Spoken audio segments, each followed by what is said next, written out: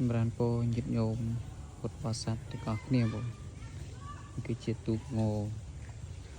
វត្តចំពោះពុទ្ធរាមហៅវត្តព្រិញលើបងជាគឺមានញាតិញោមច្រើនសួរណាឥឡូវគឺទូកនេះគឺឡើង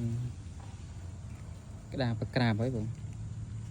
អញ្ចឹងយើងនឹងក្តារប្រក្រាបបានមួយជាងហ្នឹងទីខាងក្នុងនេះយើងចាប់កង់បដាបងខាងក្តារប្រក្រាបខាងនោះអត់ទាន់បានសម្អាតទេទើបតែឡើងពីម្សិលមិញក្តារប្រក្រាបខាងនោះបង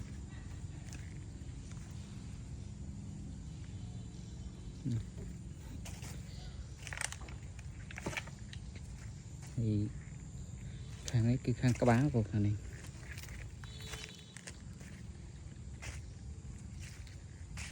ខាងក្បាល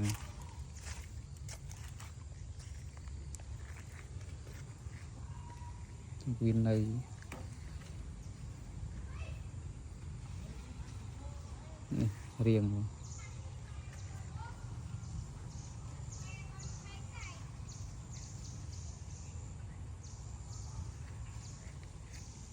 រៀងពីជាហៀង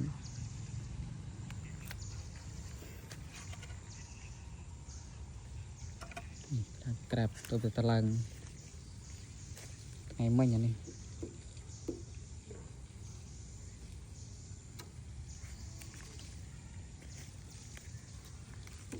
ជាងវត្ត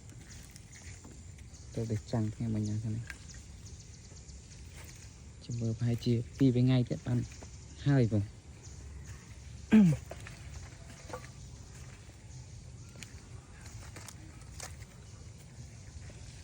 ក្នុងនេះ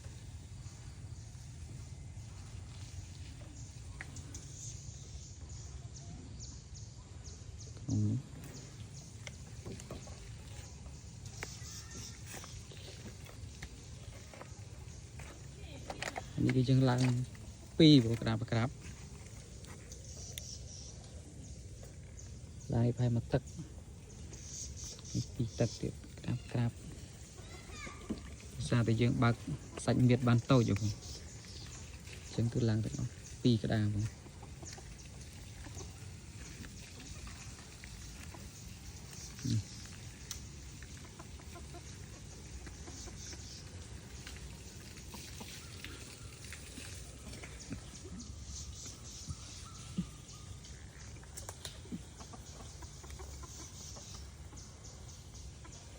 ហើយទុកងន់នេះផងដែរគឺស្ថិតនៅក្នុង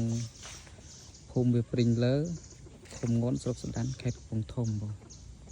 អញ្ចឹងចម្រើនពរលាញាតិញោមប៉ុណ្ណេះ